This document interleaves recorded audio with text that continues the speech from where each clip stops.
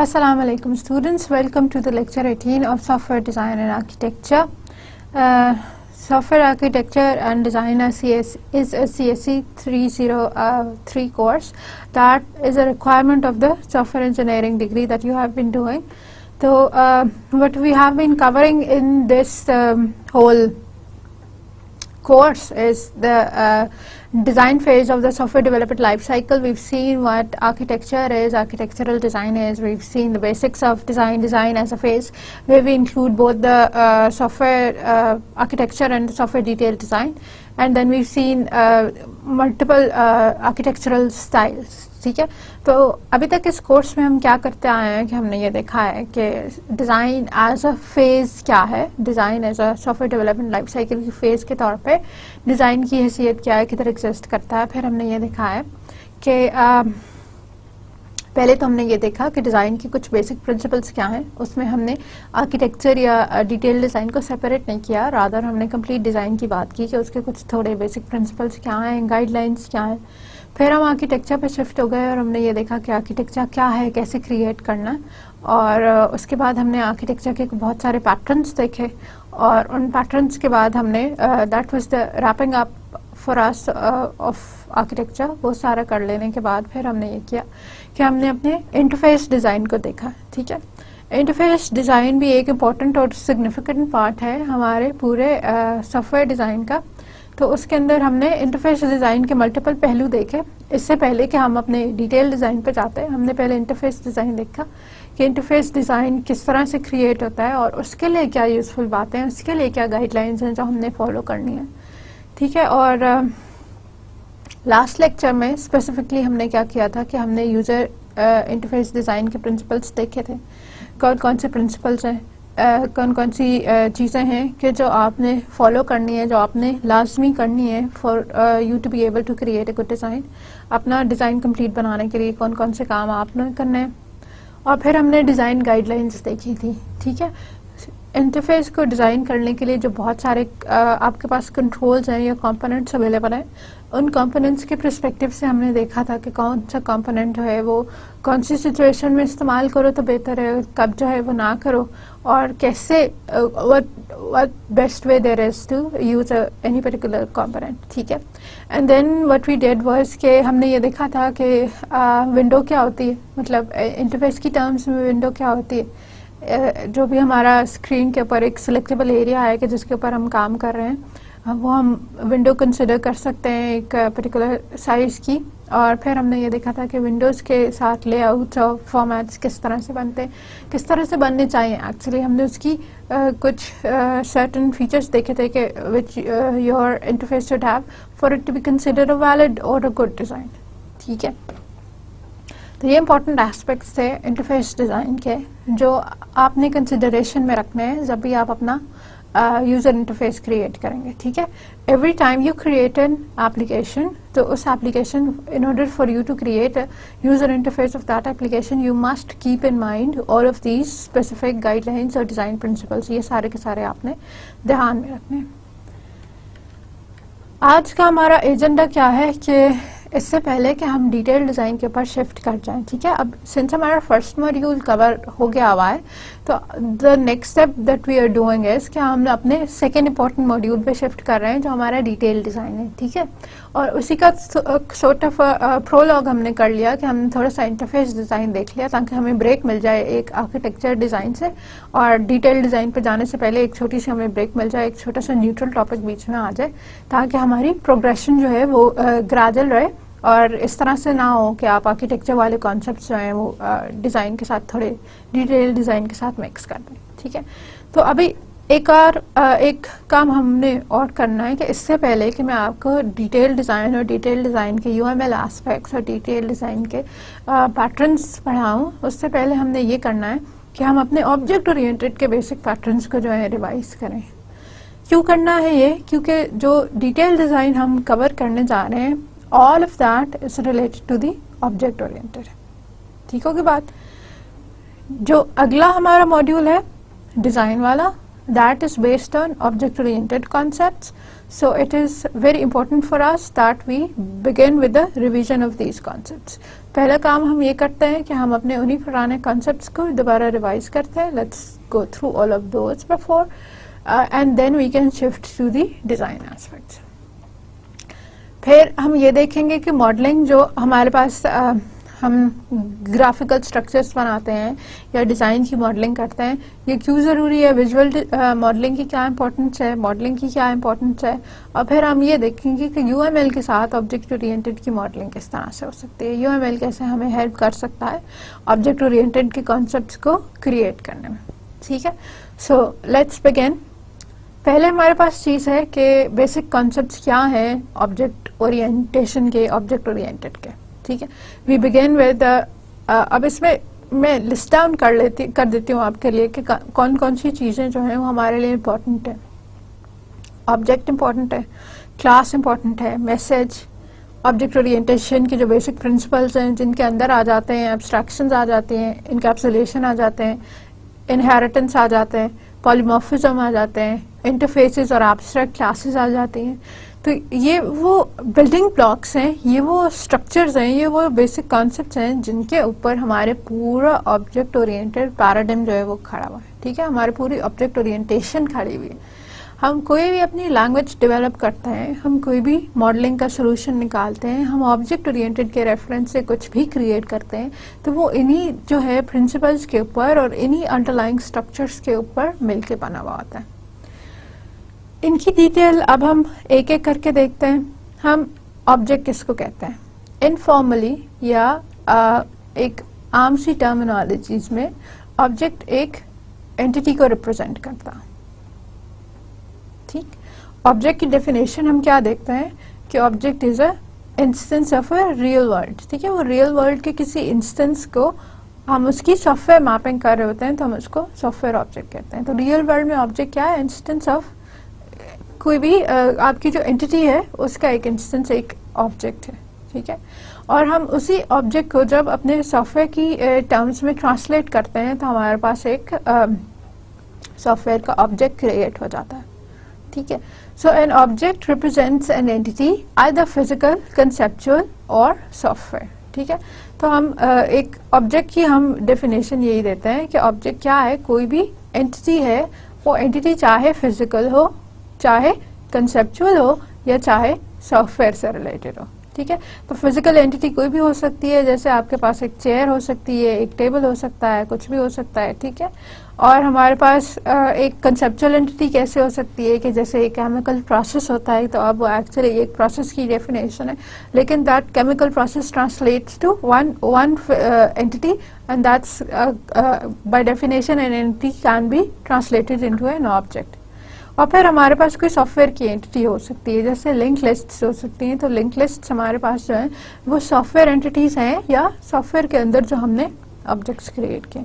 अब I hope कि आप सारों ने लिंक लिस्ट्स ना सिर्फ बनाई हुई हैं बल्कि सफिशिएंट अमाउंट में आपने इनको इम्प्लीमेंट भी किया हुआ है. आपने ये भी देखा हुआ है कि लिंक लिस्ट के कौन कौन से फंक्शंस या प्रोसीजर्स होते हैं और ये कौन से सिनेरियो में कौन सी तरह से इस्तेमाल होते हैं. ठीक है, प्राइमरीली लिंक लिस्ट है तो एक लिस्ट ही, लेकिन ये डायनामिक है नेचर में.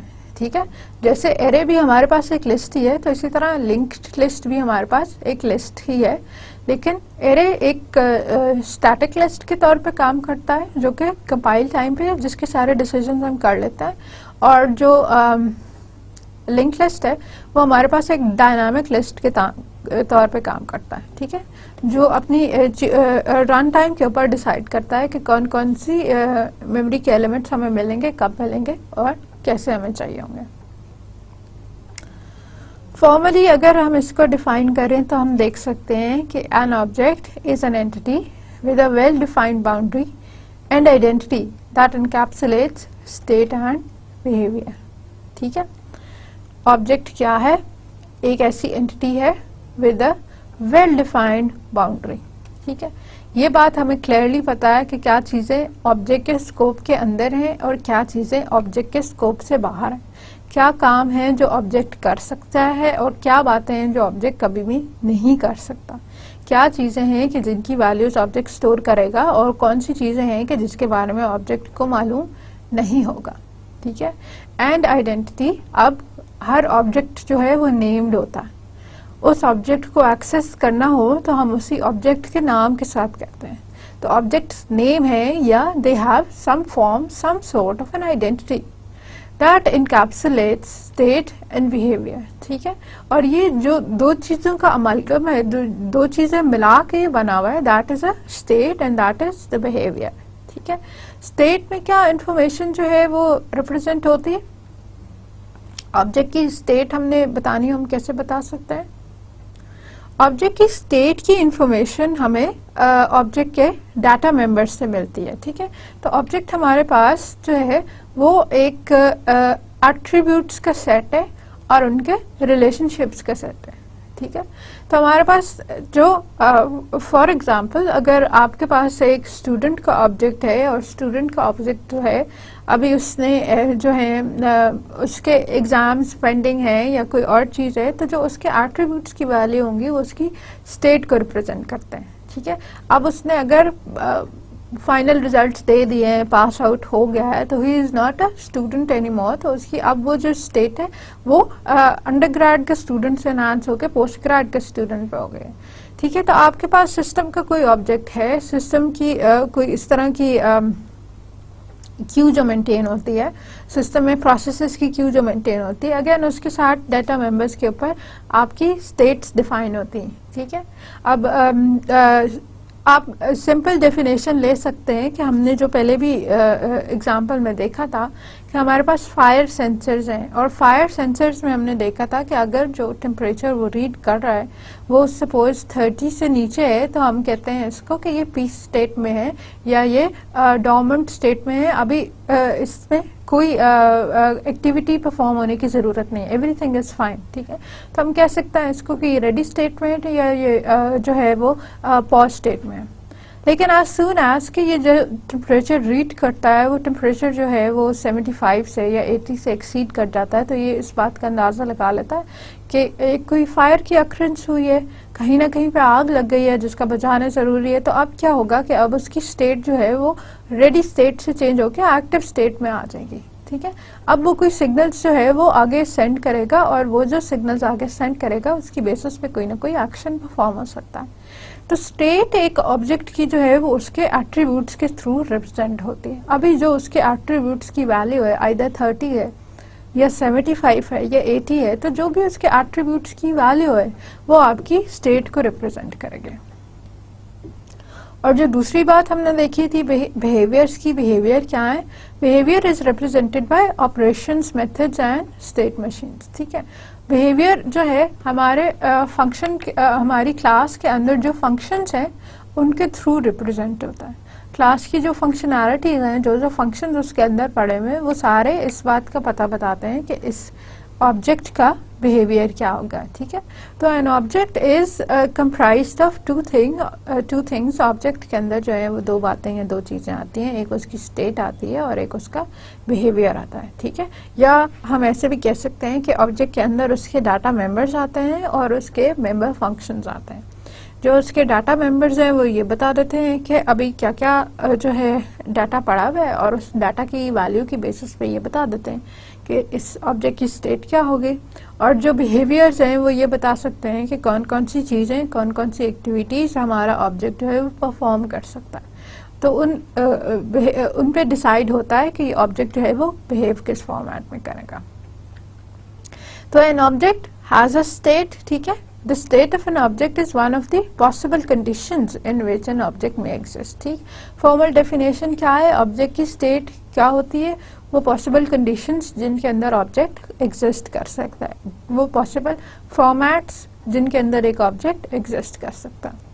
State of an object normally changes over time. ठीक है, ये टाइम के साथ यूजुअली चेंज हो जाती हैं क्योंकि जो उसके डाटा की वैल्यूज होती हैं वो टाइम के साथ चेंज होती हैं, वो किसी इवेंट की अकरेंस पे चेंज होती है। तो अगर वो उस भी चेंज होंगी तो स्टेट की भी ऑब्जेक्ट ऑब्जेक्ट की जो स्टेट है वो भी फिर चेंज हो सकती है। और दूसरे हमारे पास चीज क्या थी कि एन ऑब्जेक्ट हैज बिहेवियर, ठीक है।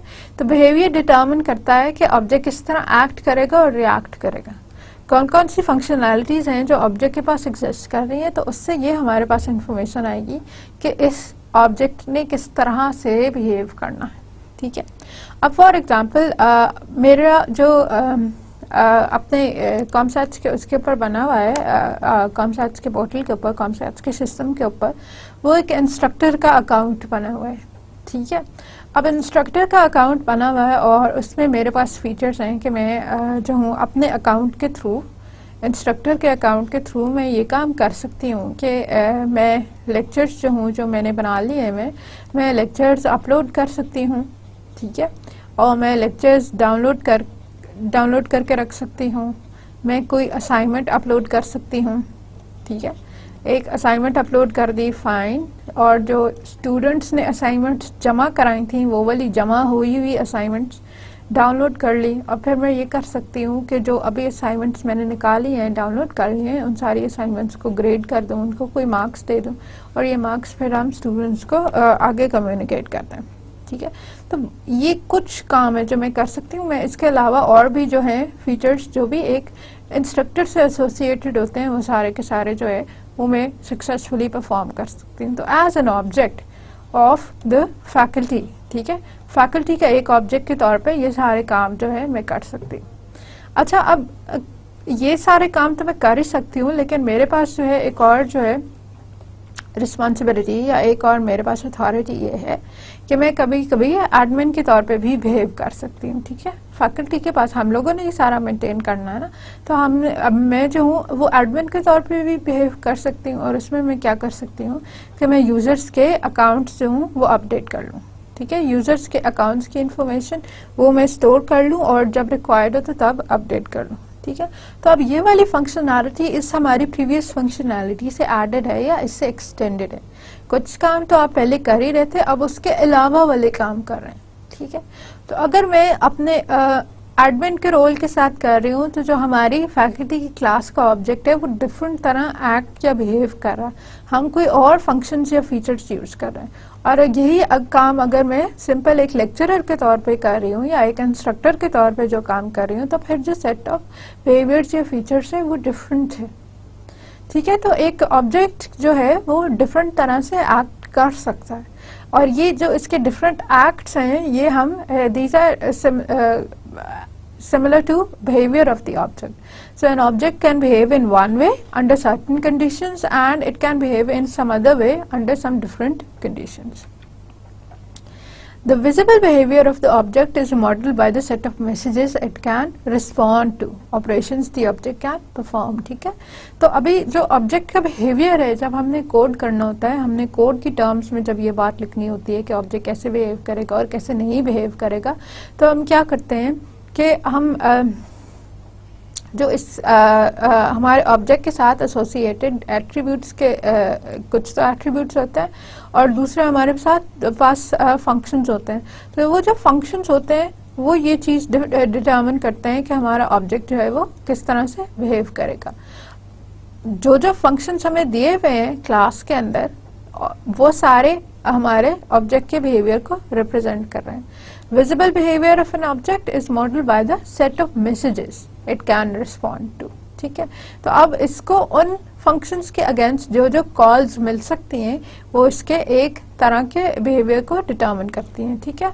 अगर एक कैलकुलेटर की क्लास बनाई है और कैलकुलेटर की क्लास का बिहेवियर ये है कि ये मैथ्स के सारे बेसिक ऑपरेशंस परफॉर्म कर सकता है, तो इसका ये मतलब है कि मेन में से या किसी दूसरी क्लास में से मेरे पास ये फैसिलिटी होनी चाहिए कि मैं सम का फंक्शन कॉल कर लूँ और सम का फंक्शन कॉल करके उससे कॉरेस्पॉन्डिंग जो भी बिहेवियर है वो अचीव कर लूँ।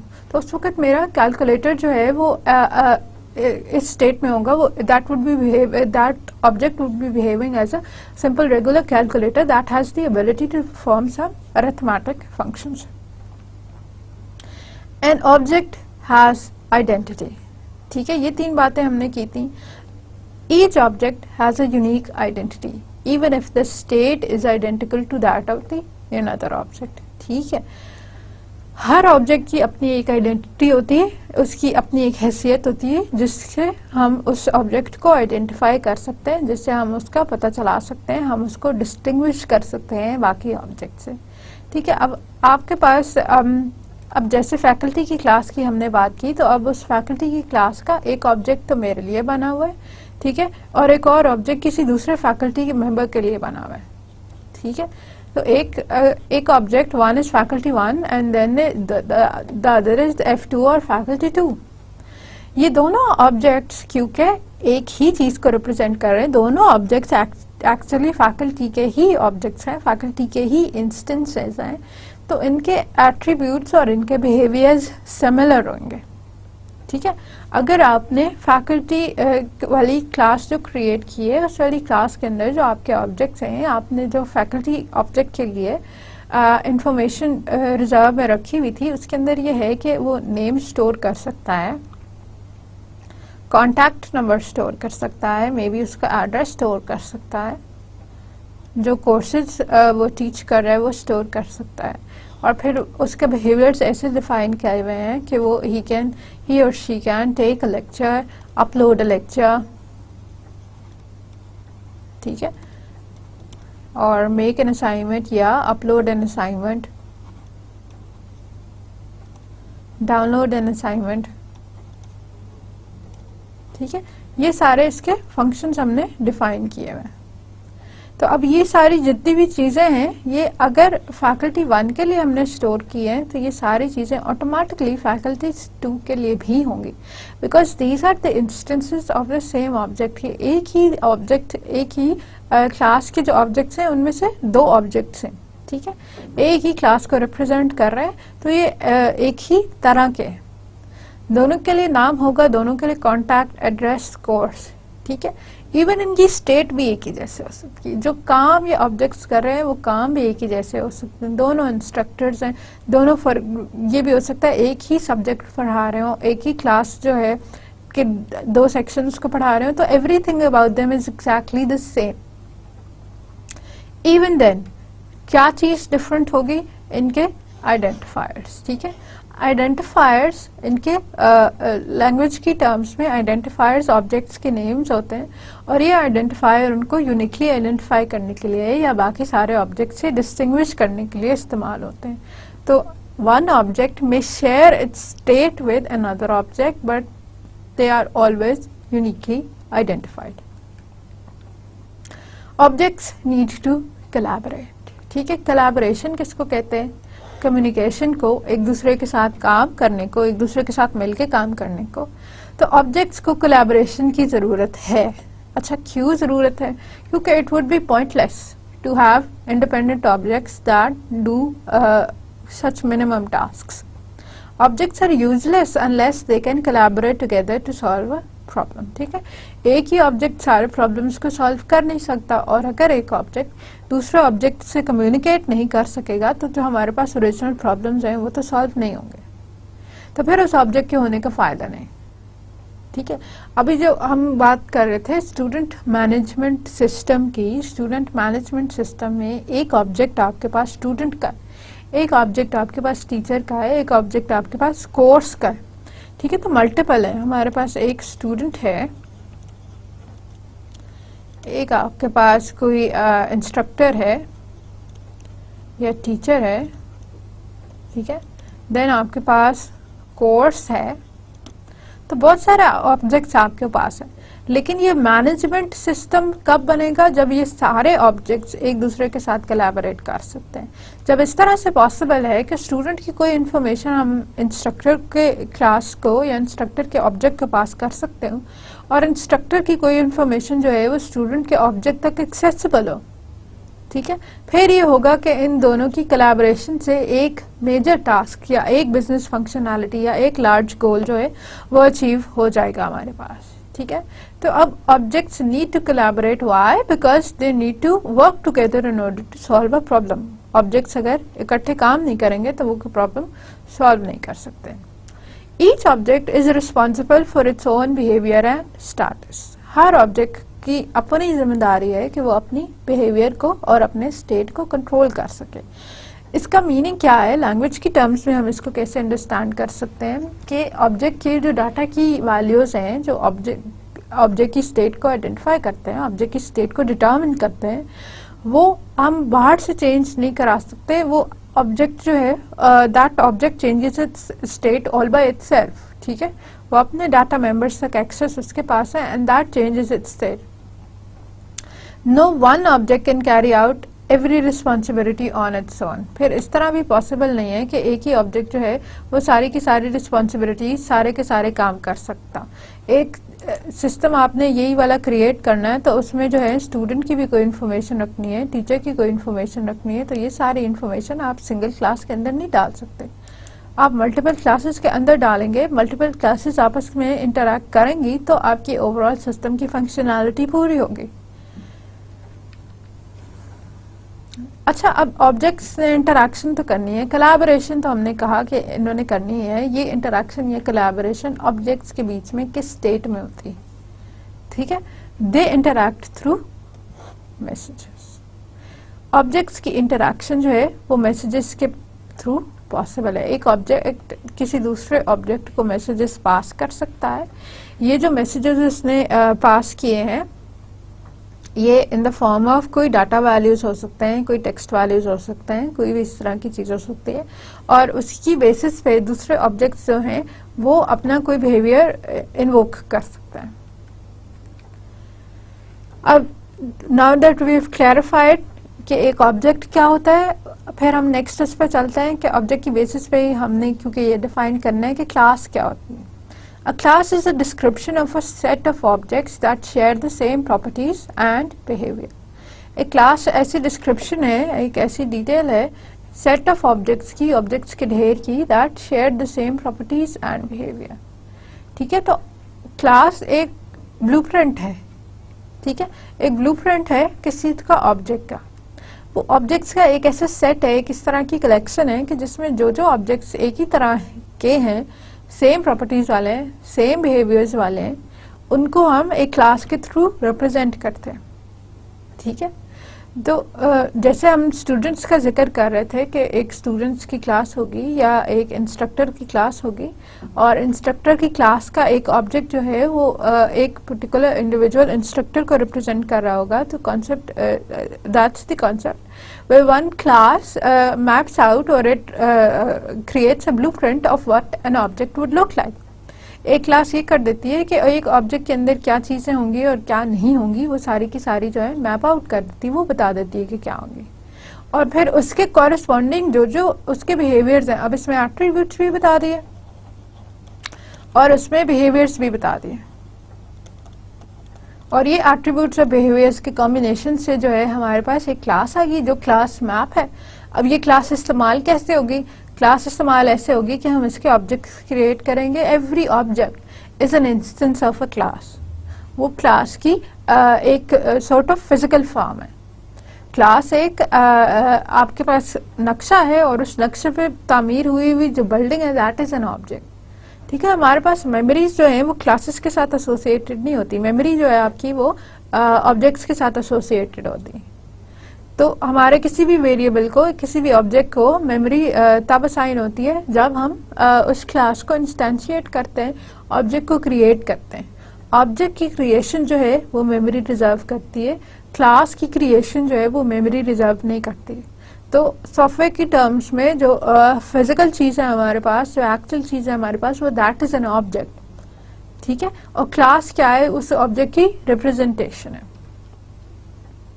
एक सैंपल क्लास हम देख लेते हैं। ऑटोमोबाइल की क्लास है, और ऑटोमोबाइल की क्लास के अंदर हमारे पास डाटा आइटम्स इस तरह से हैं कि जैसे मैन्युफैक्चरर का नाम हो गया, उसका मॉडल नंबर हो गया, उस किस साल में हमने गाड़ी बनाई थी, ईयर मेड हो गया, गाड़ी का करंटली कलर क्या है, उसके दरवाजे कितने हैं, 2 डोर गाड़ी है, 4 डोर वाली गाड़ी है, साइज ऑफ इंजन क्या है, डिपेंड करता है कि उसकी इंजन की कैपेसिटी कितना है, और इस तरह के जितने भी फर्दर हैं वो सारे डाटा आइटम्स जो हैं वो इसके ऑटोमोबाइल की क्लास में लग सकते हैं। फिर हमारे पास है कुछ मेथड्स या कुछ फंक्शंस। ठीक है। जैसे पहले तो हमने ये काम करना है कि हमने अपने डाटा आइटम्स डिफाइन करने हैं, ठीक है। हमने स्पेसिफाई करना है कि मैन्युफैक्चरर का नाम क्या है। मर्सिडीज वालों ने गाड़ी बनाई है, BMW वालों ने बनाई है, कोई होंडा वालों ने बनाई है, गाड़ी किसने बनाई है, ठीक है। फिर उस गाड़ी का नाम क्या है, होंडा की अकॉर्ड है या होंडा की सिटी है या कोई और वर्जन है। फिर ईयर क्या है, ठीक है, ये अकॉर्ड 2014 है, अकॉर्ड 2015 है, अकॉर्ड 2010 है, तो वो चीज़ मेंशन करनी है। तो इस एक फंक्शन तो हमें इस तरह का चाहिए जो इन सारे डाटा आइटम्स को जो है इनको डिफाइन कर सके, ठीक है। ये इसी तरह से है कि हम क्लास में एक ऐसा फंक्शन लिख रहा है जो सेट कर सके वैल्यूज। फिर हमें चाहिए एक ऐसा डाटा आइटम जो चेंज कर ले, ठीक है। जैसे कलर हमारे पास ब्लू नहीं है, ग्रे है। इंजन की कैपेसिटी जो है वो, इंजन जो है वो लेट्स से 4 सिलेंडर नहीं है, 2 सिलेंडर है, या इंजन 300 हॉर्स पावर्स नहीं है, 600 हॉर्स पावर्स नहीं है, 800 हॉर्स पावर्स। तो जो डाटा आइटम्स को चेंज करना पड़ेगा उनके लिए एक हमारे पास फंक्शन चाहिए चेंजिंग, और एक जो है डिफाइनिंग। डिस्प्ले डाटा आइटम्स तीसरा मोस्ट ऑब्वियस वाला हमारे पास जो है फंक्शन, और वो क्या है कि डिस्प्ले डाटा आइटम्स। वैल्यूज हमने सेट कर ली, चेंज भी करनी थी तो चेंज भी कर ली, तो ये भी तो ज़रूरी है कि ये वैल्यूज हमें डिस्प्ले होए, हमें पता चले कि वैल्यूज एक्चुअली जो हमारे पास स्टोर हैं वो वैल्यूज हैं क्या। कैलकुलेट कॉस्ट अगर हमने ये करनी है कि इस पर्टिकुलर गाड़ी की इस पर्टिकुलर एरिया में अगर हम बेचेंगे, इस कलर में हम बेचेंगे या इन फीचर्स के साथ बेचेंगे, तो फिर इसकी कॉस्ट क्या होगी, ठीक है। अब इस सारे को अगर आप रिप्रेजेंट करें एक यूएमएल की रिप्रेजेंटेशन स्कीम के थ्रू, तो कैसे बनाएंगे। यूएमएल की रिप्रेजेंटेशन स्कीम जो है इसको हम बाद में भी देखेंगे, लेकिन अभी भी क्योंकि सिंस हम क्लास वाला टॉपिक ही पढ़ रहे हैं तो इम्पोर्टेंट है कि हम थोड़ा सा इसको भी देख लें कि एक क्लास को यूएमएल के थ्रू रिप्रेजेंट करना हो तो हमारे पास एक बॉक्स नोटेशन इस्तेमाल होती है, जिसमें सबसे पहली चीज़ जो होती है वो क्लास का नाम होता है। तो अगर इसी को हम रिप्रेजेंट करेंगे तो सबसे ऊपर जो पहली चीज़ हम लिखेंगे दैट वुड बी ऑटोमोबाइल। फिर हम दूसरी चीज़ इसके साथ क्या मेंशन करते हैं, वो है हमारे पास जो डाटा आइटम्स, ठीक। तो हम ये मेंशन कर देंगे कि मैन्युफैक्चरर का नाम क्या होगा, मॉडल का नाम क्या होगा, ठीक है, ईयर का नाम, जिस ईयर में ये बनी थी ईयर कौन सा था, और बाकी सारे इसी तरह से डाटा मेंबर्स, ठीक है। और फिर जो हम चीज़ डिफाइन करेंगे वो इसके मेथड्स हैं, और मेथड्स में हम क्या लिखेंगे कि जो डिफाइन डाटा आइटम्स का फंक्शन था हमने वो लिख लिया, चेंज डाटा आइटम का जो फंक्शंस था हमने वो लिख लिया, डिस्प्ले डाटा आइटम के जो फंक्शंस थे हमने वो लिख लिया। तो जो जो हमने फंक्शंस डिफाइन किए हम वो लिख देंगे। तो ओवरऑल स्ट्रक्चर हमारे पास क्या बना कि एक बॉक्स नोटेशन है, रेक्टेंगुलर बॉक्स नोटेशन है, जिसमें सबसे पहले हमारे पास क्लास का नाम है, फिर हमारे पास क्लास के डाटा आइटम्स हैं, और फिर हमारे पास क्लास के बिहेवियर्स हैं।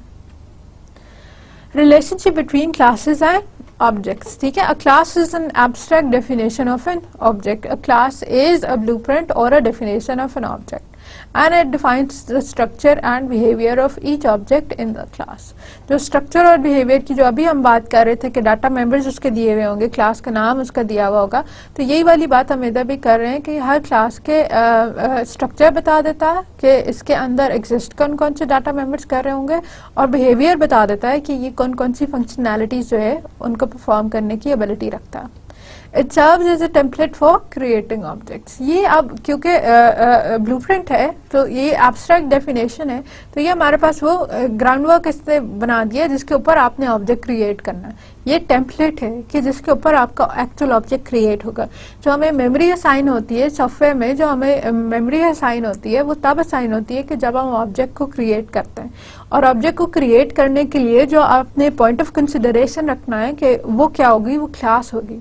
क्लास में लिखा हुआ होगा कि कौन कौन से जो हैं डाटा मेंबर्स हैं जो क्रिएट करने हैं। जैसे अभी हमारी प्रीवियस एग्जांपल में हम देख रहे थे कि हमारे पास मैन्युफैक्चरर का नाम होना चाहिए, मॉडल होना चाहिए, ईयर मेड होना चाहिए। तो ये सारी इंफॉर्मेशन जो है इसके अगेंस्ट मेमोरी में हमें कोई ना कोई स्पेस चाहिए होगी। पहले वाले के लिए जैसे कोई स्ट्रिंग चाहिए होगी, मैन्युफैक्चरर का नाम हम किसी स्ट्रिंग के अंदर स्टोर करेंगे, मॉडल का नाम हम किसी स्ट्रिंग के अंदर स्टोर करेंगे, ईयर हमारे पास न्यूमेरिक आएगा, कलर अगेन कोई स्ट्रिंग आएगी। तो ये वाली सारी इंफॉर्मेशन हमारे पास होगी तो फिर हम उसको मेमोरी असाइन कर सकते हैं। Objects are grouped into classes, ठीक है। एक ही तरह के जितने ऑब्जेक्ट्स होते हैं हम उनको एक ही क्लास के थ्रू इंस्टेंशिएट करते हैं। जैसे स्टूडेंट्स के जितने ऑब्जेक्ट्स हैं वो स्टूडेंट की क्लास के थ्रू इंस्टेंशिएट होते हैं। And N object is an instance of a class. अब एट्रीब्यूट क्या है? एट्रीब्यूट को हम पहले भी देख रहे थे। N attribute is a named property of a class that describes a range of value instances of that the property में होल्ड। ठीक है। एट्रीब्यूट क्या है? Named property. प्रॉपर्टी है, उसके कोई जो चीज है वो एग्जिस्ट कर रही है, something that defines an object. एक स्टूडेंट को डिफाइन करना हो तो हम उसकी फिजिकल प्रॉपर्टी से भी कर सकते हैं कि उसका कद में बी सपोज 5 फीट 5 इंचेस है और उसकी जो कलर है वो ब्राउन है या वाइट है, उसका जो हेयर कलर है वो दैट इज ब्लैक। तो हम उसके फिजिकल फीचर्स से भी बता सकते हैं और हम जो है उसके बाकी फीचर्स को भी डिफाइन कर सकते हैं कि फॉर एग्जांपल ये CGPA इसका 4 आता है तो ये हमारे ब्रिलियंट स्टूडेंट्स में से है and so on and so fourth. तो एक एट्रीब्यूट क्या है तो property and named property. Named ये डिफाइन करती है कि इसको हमने कोई ना कोई स्पेशल नाम दिया हुआ है जिस नाम की बेसिस पे हम इसको एक्सेस कर सकते हैं। That describes a range of values instances of the property में होल्ड। ठीक है। अब नाम है तो नाम हमारे पास स्ट्रिंग में दिया हुआ है तो उसमें हमारे पास होगा कि कौन कौन से फॉर्मेट में नाम आ सकता है। इसी तरह स्टूडेंट की आईडी है। स्टूडेंट की आईडी सपोज हमेशा शुरू होती है CIIT से। CIIT सपोज इस्लामाबाद 001 कर लें। ठीक है। तो ये हमें बता देगा कि स्टूडेंट की आईडी किस तरह के फॉर्मेट में हो सकती है और 001 से लेके 101 तक जो है ये जाती है, इससे आगे नहीं जा सकती। इसी तरह डेट ऑफ बर्थ है वो कुछ सर्टेन नंबर ऑफ ईयर्स में हो सकती है। तो हमें ये बता देता है कि कौन कौन सी पॉसिबल वैल्यूज हैं जो उसके अंदर आ सकती हैं, उसके साथ एसोसिएट हो सकती हैं। A class may have any number of attributes और no attributes at all. Class के लिए पॉसिबल है कि वो उसके बहुत सारे एट्रीब्यूट्स हों या फिर एट्रीब्यूट ना हो। ठीक है। अगर एट्रीब्यूट नहीं होंगे तो फिर क्लास के पास क्या होगा? बिहेवियर्स। ठीक है। कोई ना कोई फंक्शनैलिटी वो फिर भी परफॉर्म कर रहा होगा, लेकिन जरूरी नहीं है कि वो एट्रीब्यूट्स जो है वो होल्ड करे। वो डाटा जो है वो बाहर से उसको एज अ मैसेज भी पास हो सकता है जिसके ऊपर उसने कोई फंक्शनैलिटी करके कोई रिजल्ट जनरेट करके जो है अगेन वही जो है रिजल्ट जो है बाहर की किसी क्लास को दोबारा पास कर दिया। तो उसके अपने एट्रीब्यूट्स होना जो है हमारे लिए वो कंपल्सरी नहीं रहे। अब इसी तरह ऑपरेशन क्या है? हमने जो बिहेवियर की बात की, बिहेवियर में हमारे पास जो चीज आती है दे आर द ऑपरेशंस और मेथड्स। ऑपरेशंस क्या है? An operation is the implementation of a service that can be requested from any object of the class to affect behavior. ठीक है। ऑपरेशन क्या है? इम्प्लीमेंटेशन ऑफ सर्विस है, कोई ना कोई काम करके देना है। ठीक है। that can be requested from any object of the class to affect behavior। जो क्लास का कोई भी ऑब्जेक्ट जो है परफॉर्म कर सकता है उसके बिहेवियर को पूरा करने के लिए, बिहेवियर के लिए। ठीक है। हमारी स्टूडेंट की क्लास में अब क्या होंगे? जैसे गेट ट्यूशन कर सकता है, ऐड शेड्यूल कर सकता है, गेट शेड्यूल कर सकता है, ये बता सकता है कि एक स्टूडेंट कौन कौन से कोर्सेज पढ़ता है उसकी बेसिस पर उसका शेड्यूल जनरेट कर दे। डिलीट कर सकता है, प्री रिक्विजिट्स देख सकता है कि स्टूडेंट ने अभी कौन कौन से कोर्सेज पढ़ने, तो उन कोर्सेज के लिए जो है इसके प्री रिक्विजिट्स क्या होंगे और क्या नहीं होंगे। ठीक है। अ class may have any number of operations और नन एट ऑल। ठीक है। तो क्लास में ये भी एबिलिटी है कि वो कुछ भी एनी नंबर ऑफ ऑपरेशंस जो है वो होल्ड कर सकती है या ऑपरेशंस को होल्ड नहीं कर सकती। ठीक है। ऐसा भी पॉसिबल है कि एक क्लास के कोई फंक्शंस ना हो। अगर क्लास के फंक्शंस नहीं होंगे तो फिर जो उसके डाटा मेंबर्स हैं जो उसने होल्ड किए हुए, those would be processed by some other class or by some other entity. ठीक है। हमारे पास कभी डाटाबेस की इस तरह की क्लासेस बन सकती हैं कि जिनके अंदर आपके पास सर्टेन सेट ऑफ ऑपरेशंस नहीं है, या फिर टेम्पररी हम इस तरह की क्रिएट कर सकते हैं कि जिनमें जो हमारे डाटा एट्रीब्यूट्स हैं वो एग्जिस्ट कर रहे हैं लेकिन हमारे पास प्रोसेसेस जो हैं वो एग्जिस्ट नहीं कर रहे हैं। फिर कम्युनिकेशन की बात हम कर रहे थे कि the objects need to communicate with one another. तो वहाँ पे हमारे पास ये कॉन्सेप्ट था कि मैसेज क्या होता है और मैसेज पासिंग के थ्रू जो है ऑब्जेक्ट्स कम्युनिकेट करते हैं। A message is a specification of a communication between objects that conveys information with the exception that activity will ensue. ठीक है, स्पेसिफिकेशन ऑफ कम्युनिकेशन है, कम्युनिकेशन का जो मेथड है, कम्युनिकेशन का जो तरीका है, वो that's called a message. Message जब हम पास करते हैं तो हम एक क्लास से दूसरी क्लास तक कोई इन्फॉर्मेशन भेज रहे होते हैं. ठीक है, कम्युनिकेशन कर रहे होते हैं, दो क्लासेस आपस में बात कर रही होती है, ये कम्युनिकेट कर रही होती है, तो वो through some sort of a message कर रही होती है. That conveys information. ठीक है, ये कोई इन्फॉर्मेशन एक क्लास से दूसरी क्लास तक जा रही है with the exception that activity will ensue. ठीक है, और उसके बेसिस पे जो भी एक्टिविटी आपकी परफॉर्म होनी है, स्टार्ट होनी है, that would happen. One object asks another object to perform an operation.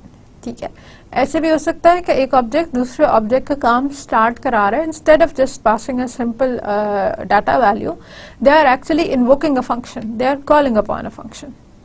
ठीक है, अब ये देख लें कि एक ऑर्डर एंट्री का आपके पास एक क्लास एग्जिस्ट कर रही है जो कि ये चाह रही है कि आपकी ऑर्डर वाली क्लास जो है वो कैलकुलेट करके दे दे total dollar value for that order. ठीक है, तो मेरे पास क्लासेस एग्जिस्ट कर रही हैं, एक आपके ऑर्डर वाली क्लास एग्जिस्ट कर रही है.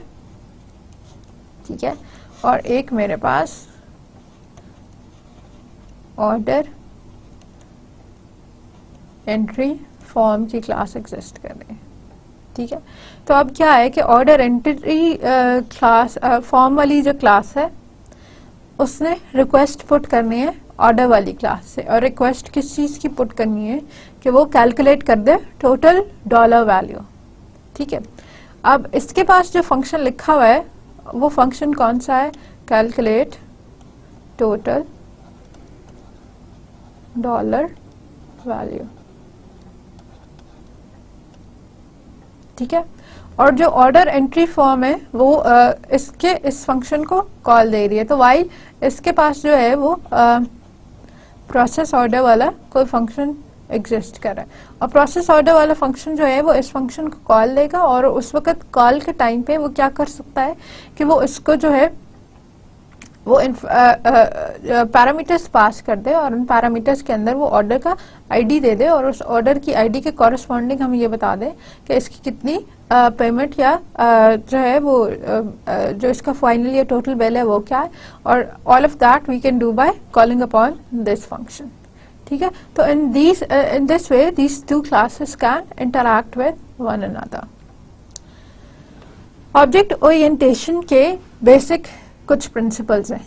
ठीक है, ये एब्स्ट्रैक्शन, इनकैप्सुलेशन, इनहेरिटेंस, पॉलीमॉर्फिज्म, ये वो चीज़ें हैं जो ऑब्जेक्ट की ओरिएंटेशन से या ऑब्जेक्ट ओरिएंटेड की कॉन्सेप्ट के साथ एसोसिएटेड हैं. अब यही वाले कॉन्सेप्ट्स ये आप अगर प्रोग्रामिंग के अंदर ऑब्जेक्ट ओरिएंटेड लगा रहे हैं तो आप उसके साथ इम्प्लीमेंट उसके अंदर इन्फोर्स होते हैं, इम्प्लीमेंट होता है. और अगर आप डिज़ाइन क्रिएट कर रहे हैं ऑब्जेक्ट ओरिएंटेड की स्ट्रैटेजीज को इस्तेमाल करके, तो ये उनके साथ जो है वो यूज़ हो सकते हैं या इन्फोर्स हो सकते हैं. तो ऑब्जेक्ट ओरिएंटेशन जो है वो 4 बेसिक प्रिंसिपल्स बताती है: एब्स्ट्रैक्शन का, इनकैप्सुलेशन का, इनहेरिटेंस का और पॉलीमॉर्फिज्म का. इसमें एब्स्ट्रैक्शन क्या है? एब्स्ट्रैक्शन के रेफरेंस से हम आगे पीछे बात करते रहे हैं. एब्स्ट्रैक्शन क्या है कि any model that indicates the most important, essential or distinguishing aspects of something while suppressing or ignoring less important, immaterial or diversionary details. The result of removing distinctions so as to emphasize commonalities, that's abstraction. अच्छा, अब ये एक थोड़ी sophisticated सी एक इसकी definition हमने निकाल ली है. इसी को हम simplify कर लेते हैं. simplify करने का क्या तरीका है? break it down. डेफिनेशन का टुकड़ा टुकड़ा करके देखें कि ये क्या कह रहा है. एब्स्ट्रैक्शन इज एनी मॉडल, कोई एब्स्ट्रैक्शन का एक इस तरह का रेफरेंस, एक इस तरह की representation that includes most important, essential और डिस्टिंग्विशेस एस्पेक्ट्स ऑफ समथिंग. ठीक है, चाहे आप गाड़ी का मॉडल बना रहे हैं, चाहे आप जहाज का मॉडल बना रहे हैं, चाहे आप किसी भी चीज़ का मॉडल बना रहे हैं, उसकी उस पर्टिकुलर मॉडल की टर्म्स में एब्स्ट्रैक्शन क्या है कि आप इम्पॉर्टेंट डिटेल्स या एसेंशियल डिटेल्स या डिस्टिंग्विशिंग एस्पेक्ट्स जो है वो इंक्लूड कर दें, और सप्रेस क्या कर दें या रिड्यूस क्या कर दें, कम क्या चीज कर दें, सप्रेसिंग और ignoring less important details, immaterial details और डिवर्जनरी डिटेल्स। लेस इंपॉर्टेंट ज्यादा जरूरत की नहीं है, इमटेरियल अगेन इतनी छोटी है कि वो उनको मेंशन करना या ना मेंशन करना कोई खास जरूरी नहीं है, और डिवर्जनरी डिटेल्स ऐसी डिटेल्स के जो आपके पॉइंट ऑफ फोकस से हट के हैं, वो हमारे नजरिए से हट के हैं, उनको हम ऐड नहीं करते। ठीक है, the result of removing distinctions so as to emphasize commonalities. तो ये अब क्या करता है कि जो इम्पोर्टेंट या कॉमन बातें हैं हम वो उसके अंदर डाल रहे हैं, और जो छोटी छोटी जो डिटेल्स हैं जो अनइम्पोर्टेंट है, जो हमारी एक चीज को दूसरे से फर्क कर देंगे, अननेसेसरी है, वो हम उसमें से निकाल रहे हैं। तो एब्स्ट्रैक्शन सिंपलेस्ट टर्म्स में मैं बताऊं तो क्या हो सकती है कि abstraction is hiding away the details. ठीक है, एब्स्ट्रैक्शन में हम जनरल पिक्चर दे रहे होते हैं किसी चीज की और डिटेल्स पे फोकस नहीं कर रहे होते। ठीक है, हम एक ही आइडिया को, कॉन्सेप्ट को, ऑब्जेक्ट को रिप्रेजेंट कर रहे हैं। एब्स्ट्रैक्शन हमने उस रिप्रेजेंटेशन के अंदर डाली हुई है, तो इसका मतलब है कि एक सर्टेन अमाउंट ऑफ डिटेल्स तो उसमें डाली, जो डिटेल्स उस आइडिया को रिप्रेजेंट तो कर रहे हैं। ठीक है, लेकिन उन डिटेल्स में जो कॉमन डिटेल्स है हमने खाली वही डाली, कोई स्मॉल ग्रेन्ड डिटेल्स उसके अंदर नहीं डाली हुई। ठीक है, तो वो जो एक सर्टेन अमाउंट तक डिटेल आपने दी है लेकिन उससे ज्यादा नहीं दी, दैट इज एडिंग एब्स्ट्रैक्शन। जब तक जनरलाइजेशन या कॉमन वाली बात थी तब तक तो हमने डिटेल ऐड की, लेकिन फिर वहां हमने अपनी लाइन ड्रॉ कर ली, फिर बस कर लिया कि इससे ज्यादा डिटेल नहीं डालो, इससे ज्यादा डिटेल से जो है ना वो एब्स्ट्रैक्शन खत्म होती जाएगी। More the details lesser the abstraction, and lesser the details more the abstraction. emphasizes relevant characteristics। ठीक है, तो एब्स्ट्रैक्शन यही करती है कि जो सिर्फ एक पॉइंट ऑफ फोकस है उसी पॉइंट ऑफ फोकस के ऊपर एम्फसाइज करती है, और बाकी जो है अदर कैरेक्टरिस्टिक्स जो हैं हम उनको सप्रेस कर देते हैं या उनको कम कर देते हैं, उनको दबा देते हैं। What is encapsulation? फिर दूसरी अहम बात हमारे पास क्या है कि इनकैप्सुलेशन क्या है। इनकैप्सुलेशन ऑब्जेक्ट ओरिएंटेड का वो कॉन्सेप्ट है कि जिसमें हम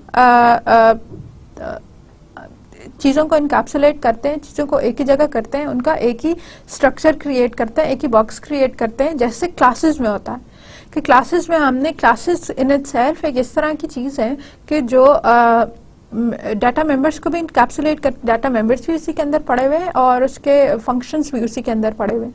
तो they are a combination of both the data members and the member functions. Encapsulation means to design, produce and describe software so that it can be easily used without knowing the details of how it works। ठीक है, तो हमने एक इस तरह का डब्बा बना दिया है कि उस डब्बे के अंदर ही हमने डिटेल्स ऐड कर दी हैं, जो उसकी डाटा की डिटेल्स थी वो भी, ठीक है, और उसके जो मेथड्स की डिटेल्स थी, फंक्शनैलिटी की डिटेल्स थी वो भी। ठीक है, अब बाहर से व्हेन कोई दूसरी क्लास इसको एक्सेस करती है तो उस दूसरी क्लास के लिए ये वाली डिटेल्स जो है एक्सेसिबल नहीं होती, उसको सारे डाटा मेंबर्स का नहीं पता होता, ये प्राइवेट उसमें होता है। और अगेन मेथड्स में से भी कुछ मेथड्स का पता हो सकता है और कुछ का पता नहीं भी हो सकता। तो जो जो चीजें यहाँ पे पब्लिक नेचर में पड़ी हैं उनका तो इसको आइडिया है, लेकिन जो प्राइवेट नेचर में है उसका आइडिया नहीं है। तो अब ये जो है बाहर की for the any system that lies outside of it, इसके अंदर की details they are hidden away. क्यों? क्योंकि all of these details are encapsulated into one big package. इसी हाइडिंग अवे की डिटेल, हाइडिंग अवे के कॉन्सेप्ट को एक्चुअली इंफॉर्मेशन हाइडिंग भी कहते हैं, और ये हमारे पास ऑब्जेक्ट ओरिएंटेड का इन इटसेल्फ एक कंप्लीट जो है वो कॉन्सेप्ट है। एक इसके भी इम्पोर्टेंट पिलर है कि हम कहते हैं कि हम ऑब्जेक्ट ओरिएंटेड के साथ जो है वो इन्फॉर्मेशन हाइडिंग अचीव कर सकते हैं। कैसे होगी इन्फॉर्मेशन हाइडिंग?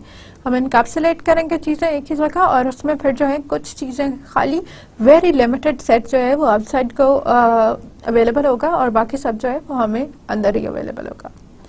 जैसे आप गाड़ी चलाते हैं but you do not have the details of how many cylinders the engine has और how the gasoline and air are mixed and ignited.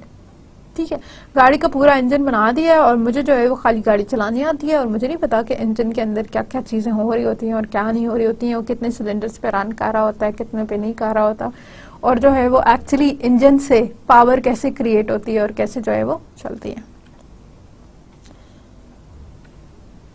Next जो हमारे पास कॉन्सेप्ट है वो इनहेरिटेंस का। इनहेरिटेंस क्या है, कैसे होती है? Inheritance is a way of organizing classes. And what way of organizing classes? आपके पास एक जनरलाइज्ड कॉन्सेप्ट है और वो कॉन्सेप्ट है आपके पास ऑटोमोबाइल का, ठीक है। और ऑटोमोबाइल में अब मेरे पास एक कार भी है, ये भी गाड़ी है, ठीक है। एक पिकअप ट्रक है, पिकअप ट्रक है, ठीक है, चलता तो ये भी है। और सपोज कोई मोटरसाइकिल है, ठीक है। तो क्योंकि ये तीनों चलते हैं, तीनों जो है ऑटोमोबाइल्स हैं, तीनों का एक ही काम है। तो अब हम क्या कर सकते हैं कि कुछ ऐसी प्रॉपर्टीज हैं जो ऑटोमोबाइल्स होने की वजह से इन तीनों के अंदर कॉमन होंगी, ठीक है। वो जो कॉमन प्रॉपर्टीज हैं, हम ये नहीं चाह रहे कि हम इनको बार बार रिप्रेजेंट करें, रादर हमने इनके इस तरह की ऑर्गेनाइजेशन क्रिएट कर लिया है, इस तरह का हायरार्की हमने मेंटेन कर लिया है कि उस हायरार्की या ऑर्गेनाइजेशन की बेसिस पे हम इनके कॉमन फीचर्स को बता सकते हैं और उन कॉमन फीचर्स को एक ही जगह पे प्लेस कर सकते हैं, सो दैट कि जब हमें रिक्वायर्ड हो तो हम दोबारा इसको रीयूज कर ले इंस्टेड ऑफ रिक्रिएटिंग। ये टर्म जो है इनहेरिटेंस की, ये किधर से निकली थी? ये इंग्लिश की इनहेरिटेंस की टर्म से ही निकली है। जैसे हम अपने पेरेंट्स के फीचर्स जो हैं वो इनहेरिट करते हैं, ठीक है। We look like what our parents look like. अगर अम्मी अबू में से किसी का डार्क कलर के हेयर हैं तो उनके जो आगे से बच्चे होते हैं उनके भी डार्क कलर के हेयर होते हैं। तो आइडिया यही है कि जो कॉमन फीचर्स जो हैं, जो चीज़ें जो हैं आपके पेरेंट्स में होती हैं, वो आपको आगे जो है नेक्स्ट जनरेशन्स में बच्चों में भी नज़र आ रही होती। तो हम सॉफ्टवेयर में भी ये टर्म हमने इसी कॉन्सेप्ट में इस्तेमाल किया कि हमने कहा कि कुछ इस तरह के फीचर्स होते हैं कि जो आगे से आपको बाकी सारी सब क्लासेस के अंदर मिलते हैं, ठीक है। तो हमने एक पेरेंट क्लास क्रिएट कर दी और उसके साथ सब क्लासेस जो हैं वो हमने लिंक कर दी और हमने कहा कि जो पेरेंट क्लास या ऑटोमोबाइल क्लास की प्रॉपर्टीज हैं वो कार क्लास के अंदर भी यूज होंगी, मोटरसाइकिल क्लास के अंदर भी यूज होंगी और पिकअप ट्रक वाली क्लास जो है वो उसके अंदर भी यूज होंगे। Classes with properties in common can be grouped so that their common properties are only defined once. इसका हमें फायदा क्या होगा कि जो क्लासेस हैं जिनकी कॉमन प्रॉपर्टीज हैं वो एक ही दफ़ा डिफाइन होगी, ठीक है। अब अगर कोई इस तरह की प्रॉपर्टी थी कि वो ऑटोमोबाइल की क्लास के अंदर हमने डिफाइन कर दिया है तो हमें कार वाली क्लास के लिए दोबारा नहीं लिखनी पड़ेगी, ठीक है। इस रिलेशनशिप का एक नाम है और इसका नाम क्या है? Is a kind of relationship. Basically तो आप इसको जनरलाइजेशन रिलेशनशिप भी कह सकते हैं, इनहेरिटेंस भी इसका नाम ही है, लेकिन एक और जो इसकी टर्म है जो हम इसके लिए इस्तेमाल करते हैं that is a kind of relationship, ठीक है। Car is a kind of automobile और a pickup truck is a kind of an automobile, ठीक है। अब यही एग्जांपल है कि आपके पास व्हीकल्स हैं, व्हीकल्स के अंदर ऑटोमोबाइल्स हैं, मोटरसाइकिल्स हैं, बसेस हैं। बसेस के अंदर स्कूल बसेस आ जाती हैं, लग्जरी बसेस आ जाती हैं, ऑटोमोबाइल्स में सिडान आ जाती है, स्पोर्ट्स कार आ जाती है। तो अब हम इसको बिल्कुल इसी तरह रीड कर सकते हैं कि a sedan is an automobile and an automobile is a vehicle, ठीक है। A sports car is an automobile and an automobile is a vehicle. तो अब इसमें अब बताएं कि कौन सी प्रॉपर्टीज हैं जो एक व्हीकल के साथ जो है अपनी से ऊपर वाले व्हीकल्स से जो इनहेरिट करेगा। फॉर एग्जांपल एक स्पोर्ट्स कार है तो वो ऑटोमोबाइल से कौन कौन से प्रॉपर्टीज इनहेरिट करेगा और ऑटोमोबाइल जो है वो मेन व्हीकल की क्लास से कौन कौन सी प्रॉपर्टीज इनहेरिट करेगा। इसी तरह बस को कौन से जाएंगे, स्कूल बस को कौन से जाएंगे। प्राइमरी हमारे पास हो सकते हैं जैसे उसकी मेक या मॉडल हो सकती है, ये इन सब के लिए ट्रू रहेगा। इसकी कौन सी कंपनी ने बनाया है, कौन से ईयर में क्रिएट किया था, ये सब के लिए रहेगा, ठीक है। फिर बस के साथ जो है उसकी सीटिंग कैपेसिटी आ जाती है, ठीक है। 20 लोगों की है, 40 लोगों की है, ठीक है। बस के जो है उसकी साथ उसकी लगेज की भी कैपेसिटी होती है कि अगर लगेज का उसका अलग एक कोई कंपार्टमेंट बना हुआ है तो वो कितनी होगी। स्कूल बसेस में यूजुअली नहीं होता, लग्जरी बसेस में या जिस तरह डेबू वाली बसेस होती है उनके अंदर होता है। ठीक है, तो हर एक स्टेप नीचे वाली हर जो एक क्लास क्रिएट हुई है वो कुछ प्रॉपर्टीज अपनी ऊपर की क्लासेस से इनहेरिट करती है। अब सिंगल इनहेरिटेंस भी हो सकती है। हमारे पास बेसिक आइडिया यही है कि एक क्लास है और इस एक क्लास में से this class is a parent class, और इस पेरेंट क्लास में से हमारे पास मल्टीपल चाइल्ड क्लासेस जो हैं वो इनहेरिट हो सकती हैं। अकाउंट की जितनी प्रॉपर्टीज हैं वो सेविंग अकाउंट के पास भी आ जाएंगी और वो चेकिंग अकाउंट के पास भी आ जाएंगी। तो हमारे पास अकाउंट जो है वो सुपर क्लास या पेरेंट क्लास है, और जो हमारे पास सेविंग और चेकिंग है वो सब क्लासेस या डिसेंडेंट्स हैं।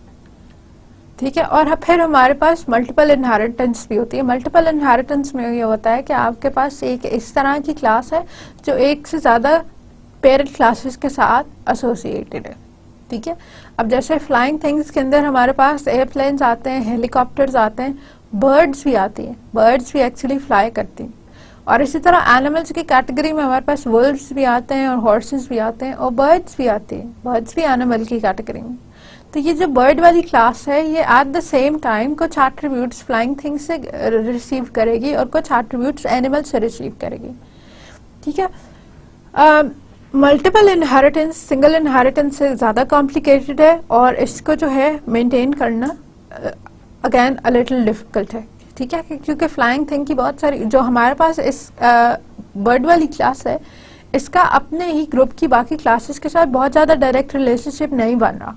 ठीक है, ना ही इसका डायरेक्ट बहुत एक्सट्रीम रिलेशनशिप एनिमल की बाकी क्लासेस के साथ बन रहा है। तो ठीक है, जब इस तरह हम क्लासेस क्रिएट करते हैं तो that adds a little bit of complexity to your overall representation. तो be careful with these, ये जब आपको ज़रूरत हो खाली तभी आप इस्तेमाल करें। और दूसरी इसमें बात कि सारी लैंग्वेजेस मल्टीपल इनहेरिटेंस सपोर्ट भी नहीं करती। कुछ क्लासेस कुछ इस तरह की हैं, अब जिस तरह जावा है वो जावा मल्टी लेवल इनहेरिटेंस नहीं सपोर्ट करती, मल्टीपल इनहेरिटेंस करती है। इसी तरह बहुत सारी इस तरह की क्लासेस हैं, प्रोग्रामिंग लैंग्वेजेस हैं कि जो सिंगल इनहेरिटेंस को सपोर्ट करती हैं लेकिन मल्टीपल इनहेरिटेंसेस को सपोर्ट नहीं करती। Then we've got the concept of polymorphism. Polymorphism क्या है कि same word or phrase can be that has different meanings. हमने एक फंक्शन बनाया कि जो दो इंटीजर्स का सम करता, और हमने एक और फंक्शन बनाया जो दो फ्लोट्स का सम करता। ठीक है, तो अब जब आप इस लफ्ज सम की, इस फंक्शन सम की बात करेंगे तो ये दो मीनिंग्स रखता।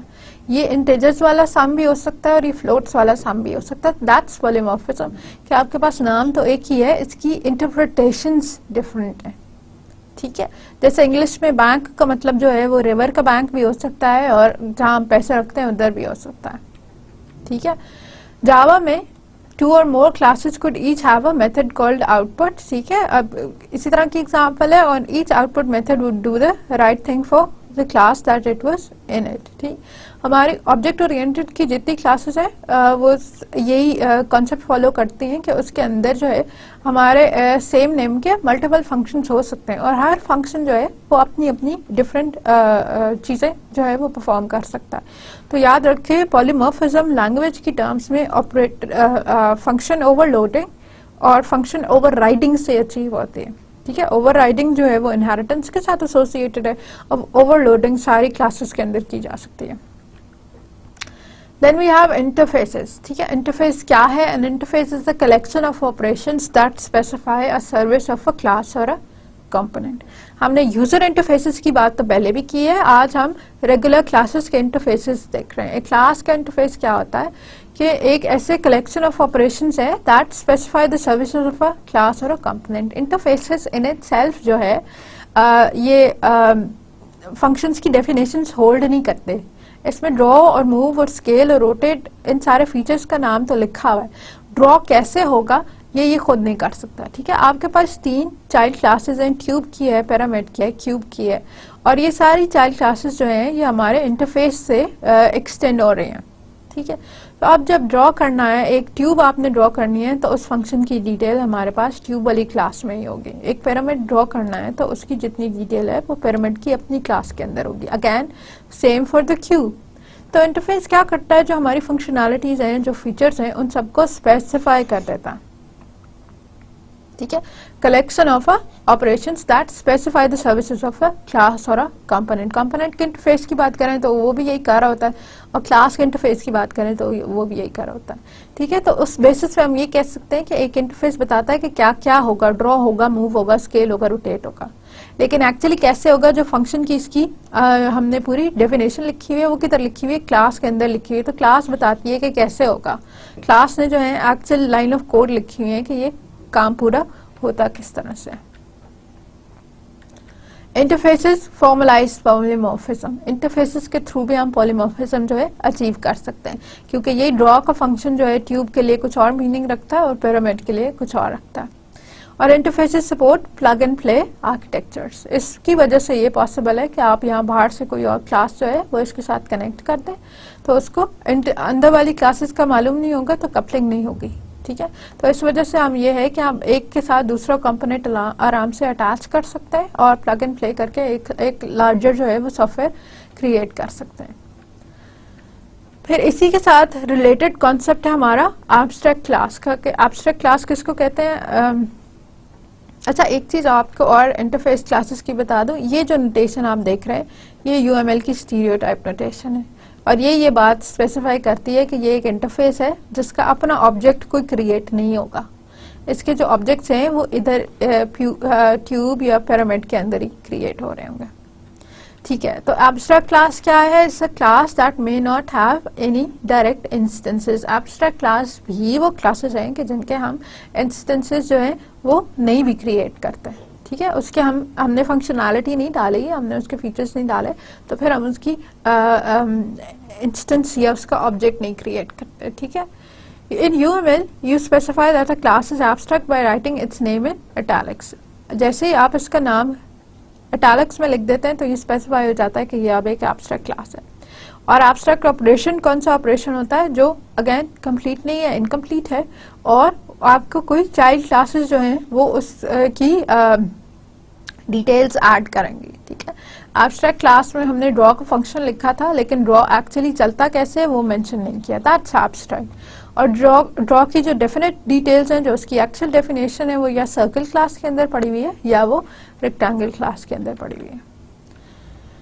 In UML you specify an abstract operation by writing its name in italics। Again जिस तरह क्लास के लिए हम italics में लिख के क्लास की एब्स्ट्रैक्शन शो कर सकते हैं, इसी तरह फंक्शन की एब्स्ट्रैक्शन भी italics में लिख के शो कर सकते हैं। और बहुत सारे फंक्शंस जो हैं वो एब्स्ट्रैक्ट हो सकते हैं और बहुत से डेफिनेट भी हो सकते हैं। ठीक है, कॉन्क्रीट भी हो सकते हैं। तो किसी भी क्लास के एब्स्ट्रैक्ट होने के लिए ये कंपल्सरी है कि उसमें कम से कम एक एब्स्ट्रैक्ट फंक्शन जो है वो मौजूद हो। तो a quick review to UML। Modeling है क्या? सिंप्लीफिकेशन ऑफ रियलिटी है। हमने उसकी एक ग्राफिकल या एक कोई रिप्रेजेंटेशन क्रिएट कर दी है अपनी रियल वर्ल्ड चीज़ों की। एब्स्ट्रैक्शन ऑफ थिंग्स है। ठीक है, हम the farthest level of detail तक नहीं जाते, हम एक स्पेसिफिक अमाउंट ऑफ डिटेल देते हैं जो रेलेवेंट कैरेक्टरिस्टिक्स को एम्फसाइज कर रही है और दूसरों को जो है वो निगेट कर रही है। इम्पोर्टेंस क्या है मॉडलिंग की? मॉडलिंग करनी क्यों है? अब देखिए, एक पेपर प्लेन बनाना हो तो अगर आप पेपर प्लेन जो है उसमें आपको बस इतनी सी डिटेल्स चाहिए कि इस एक पेज को किधर किधर टर्न करना, इसकी क्या ज़रा सी एरोडायनामिक्स होंगी एंड दैट्स इट। लेकिन अगर आपने एक फाइटर जेट बनाना है तो उसके एक एक एलिमेंट को अलग से आपको डिज़ाइन करना पड़ेगा कि इसके अंदर इंजन किस तरह से बनेगा, आपके स्टार्ट से लेके एंड तक कौन कौन से जो हैं वो कंपोनेंट्स आपस में इंटरैक्ट कैसे करेंगे, हार्डवेयर कौन सी होगी, सॉफ्टवेयर कैसे होंगी, वो सॉफ्टवेयर हार्डवेयर को कैसे फैसिलिटेट कर सकती है, तो वो सारी चीज़ें आपको लिखनी होंगी। So the more complex system, the more important it is for you to model it, the more important it is for you to design it. Lesser complex the system, easier the design. Models बनाते क्यों है? Better understanding के लिए। ठीक है, visualise कर लें अपना सिस्टम। ठीक है, स्पेसिफाई कर लें स्ट्रक्चर ताकि हम उसका बिहेवियर बता सकें। टेम्पलेट बना ले एक इस तरह का जो हमें गाइड कर ले कि सिस्टम कैसे कंस्ट्रक्ट करना है, और डॉक्यूमेंट कर ले वो सारे डिसीजंस, इन यही वाले सारे डिसीजंस, ताकि हम बाद में जस्टिफाई कर सके कि हमने क्या कैसे बनाया। We build models of complex systems because we cannot comprehend such systems in its entirety। ठीक है, तो आप मैं कह दूं कि फाइटर जेट बनाना है तो एकदम से आपको सारी डिटेल्स नहीं पता होंगी, ठीक, तो हम step by step details clarify करके and then we get to the building part. UML क्या है? Unified modelling language. और ये लैंग्वेज करती क्या है, इस्तेमाल किस लिए होती है? विजुअलाइजिंग के लिए, स्पेसिफाइंग के लिए, कंस्ट्रक्टिंग के लिए, डॉक्यूमेंटिंग के लिए। कौन सी चीज़ों को? सॉफ्टवेयर के आर्टिफैक्ट्स को, सॉफ्टवेयर के पार्ट्स को। सही है। यूएमएल ऑब्जेक्ट ओरिएंटेड के बेसिस पे जितनी भी विजुअल मॉडलिंग करनी होती है वो हम थ्रू यूएमएल कर सकते हैं। कि इसके लिए हमें हर डिफरेंट व्यू के हिसाब से नोटेशंस प्रोवाइड करती है, डायग्राम्स प्रोवाइड करती है। ठीक है, इस पर थोड़ी सी डिटेल हमने अपने आर्किटेक्चर के साथ भी देखी थी जब हमने आर्किटेक्चर की रिप्रेजेंटेशंस देखी थी। यूएमएल बनी कब थी? हमारे पास 95 96 के अंदर कहीं यूएमएल क्रिएट हुई थी। ठीक है, और इसकी पहली हमारे पास स्टैंडर्ड नोटेशन जो है वो बाद में रिलीज हुई थी यूएमएल पार्टनर्स की कोलैबोरेशन के थ्रू। ठीक है, और इसके मल्टीपल वर्जन्स जो हैं ओवर टाइम रिलीज होता रहे, और अभी जो है हमारे पास 2.2 से भी ज्यादा एनहांस हो गया, बल्कि अब तो 2.1 वाला वर्जन भी रिलीज हो गया। यूएमएल की एक स्पेसिफिकेशन हमें प्रोवाइडेड है by the object management group और OMG group, object management group, जिसमें यूएमएल के सेमांटिक्स बता दिए, कौन कौन सी नोटेशंस होंगी, डब्बे का क्या मीनिंग होगा, एरो किस तरह पॉइंट करेगा तो व्हाट वुड दैट मीन, एक डायमंड नोटेशन है तो उसका क्या मीनिंग है, एग्जाम्पल प्रोफाइल्स हैं, मॉडल्स के इंटरचेंज हैं, कंस्ट्रेंट लैंग्वेज की स्पेसिफिकेशन है, और जो उसके स्टैंडर्ड एलिमेंट्स हैं, जो उसकी ग्लॉसरी है, ये सारी यूएमएल की specification that is provided to us by object management group, उसमें गिवन है। ठीक है, ये स्टैंडर्ड नोटेशन यूएमएल को हम इसलिए कहते हैं क्योंकि इसकी हमें वो जो गाइडलाइंस हैं, एक स्टैंडर्ड सेट जो है वो ऑब्जेक्ट मैनेजमेंट ग्रुप ने दिया हुआ है, तो अब everybody who creates a design through UML uses that notation and that only. फिर फायदा क्या है कि ये ऑब्जेक्ट ओरिएंटेड अप्रोचेस पे बनी है, तो ये बेस्ट सूटेबल है उनकी रिप्रेजेंटेशन के लिए। ठीक है, कुछ इसके सिंटैक्स रूल्स हैं, उन सिंटैक्स रूल से हमें ये आसानी हो जाती है कि हमारी जो डायग्राम्स हैं वो एक ही स्टैंडर्ड पे बन रही हैं, बट सेम टाइम वो हमें एक्सटेंशन के लिए स्टीरियोटाइप्स भी प्रोवाइड कर रहा है। ठीक है, लिमिटेशन नहीं दे रहा, हम एक्सटेंड भी कर सकते हैं। एडवांटेजेस क्या है? स्पेसिफाई कर लो, विजुअलाइज कर लो, डॉक्यूमेंट कर लो सॉफ्टवेयर के मॉडल्स। ठीक है, करंट सिस्टम्स बना रहे हैं तो भी, नए बना रहे हैं तो भी, स्ट्रक्चर बनाना है, डिजाइन बनाना है, बिहेवियर करना है, इन सब के लिए डिफरेंट हमारे पास जो है डायग्राम्स मौजूद हैं। डिफैक्टो टूल इसको हम क्यों कहते हैं? क्योंकि इंडस्ट्री में सबसे कॉमनली ये इस्तेमाल होता है। इंडस्ट्री में जहाँ पे भी ऑब्जेक्ट ओरिएंटेड सिस्टम्स की मॉडल्स की बात आ रही है तो हमारे पास यूएमएल के थ्रू आ रही है। Unambiguous and consistent notation. ठीक है, क्योंकि हमारे पास इसकी वो मौजूद है, स्टैंडर्ड मौजूद है, तो इसलिए एम्बिग्विटी नहीं है। ठीक है, और इसकी डॉक्यूमेंटेशन आराम से इजीली एक्सेसिबल है। फिर एक हमारे पास थोड़ा सा स्ट्रक्चर, मेन हमारे पास यूएमएल की डायग्राम्स क्या है? स्ट्रक्चर डायग्राम्स हैं, बिहेवियरल डायग्राम्स हैं। बिहेवियर में हमारे पास एक्टिविटी है, इंटरैक्शन है, यूज केस है, स्टेट मशीन्स हैं। इंटरैक्शंस में अगेन सीक्वेंस है, कम्युनिकेशन है। इन सब को हम थोड़ा थोड़ा सा देखेंगे इंशाल्लाह जो हमारे नेक्स्ट लेक्चर्स हैं उनके अंदर। यूएमएल कहाँ कहाँ यूज हो सकती है? बिजनेस मॉडलिंग करनी है, एक्टिविटी डायग्राम से कर लें। रिक्वायरमेंट कैप्चरिंग करनी है, यूज केस डायग्राम से कर लें। रिक्वायरमेंट एनालिसिस करना है, यूज केस की डिटेल और एनालिसिस लेवल क्लास डायग्राम से कर लें। इनिशियल डिजाइन सीक्वेंस डायग्राम से बन सकते हैं। डिटेल डिजाइन जो है वो क्लास डायग्राम की डिटेल से बन सकते हैं। स्टेट डायग्राम से रिक्वायरमेंट एनालिसिस हो सकता है। आर्किटेक्चर डिजाइन पैकेजेस और सब सिस्टम से हो सकते हैं। ठीक है, तो हमारे पास डिफरेंट डायग्राम्स यूएमएल की अवेलेबल हैं जो different stages of the SDLC पे हमारे काम आ रही हैं। ठीक है, डिटेल डिजाइन जैसे अब नंबर 11 डिटेल डिजाइन हम कोलैबोरेशन डायग्राम से बना सकते हैं। कंसोलिडेट इन्फॉर्मेशन हम अगेन क्लास डायग्राम से कर सकते हैं। कंपोनेंट डायग्राम से बना सकते हैं। तो हमारे पास बहुत सारे डायग्राम्स हैं जो हमारे डिफरेंट व्यूज को, डिफरेंट एस्पेक्ट्स को हैंडल कर सकती हैं। refine all models through iterations and implement the models by translating into code. ठीक है, सारे models जो हैं वो आपने एक बार create करने हैं and then you must refine them and then implement the models by translating into code. इन्हीं models की basis पे हम आगे जो है अपना code create करते हैं, इन्हीं की translation हमारा code generate करती है and then deploy the software within operational environment. फिर उन्हीं specification के साथ हम अपने software को deploy करते हैं. तो ये हमने देखा था कि हमारे पास UML मॉडलिंग से मल्टीपल व्यूज ऑफ आर्किटेक्चर हैं कि जो हम रिप्रेजेंट कर सकते हैं. हम लॉजिकल व्यू कर सकते हैं, डायनामिक कर सकते हैं, इम्प्लीमेंटेशन कर सकते हैं, डिप्लॉयमेंट और यूज केस व्यू कर सकते हैं. ठीक, तो आज हमने ये देखा ऑब्जेक्ट ओरिएंटेड के बेसिक कॉन्सेप्ट्स क्या हैं, उनको हमने बहुत डिटेल में देखा. इनहेरिटेंस क्या है, पॉलीमॉर्फिज्म क्या है, मॉडलिंग क्यों ज़रूरी है, हम ऑब्जेक्ट्स क्यों मॉडल करते हैं, हम सिस्टम्स क्यों मॉडल करते हैं, और फिर UML के थ्रू ऑब्जेक्ट ओरिएंटेड मॉडलिंग क्या है. ठीक है, तो अब ये UML और ऑब्जेक्ट ओरिएंटेड मॉडलिंग हम फर्दर डिटेल में भी पढ़ेंगे जब हम इंडिविजुअल UML के मॉडल्स को स्टडी करेंगे उनकी रिस्पेक्टिव SDLC फेजेस के साथ. ठीक है, तो टिल देन आप आज वाले कॉन्सेप्ट्स को प्लीज़ डू रिवाइज दीज, क्योंकि यही आगे के लेक्चर्स में भी इस्तेमाल होंगे.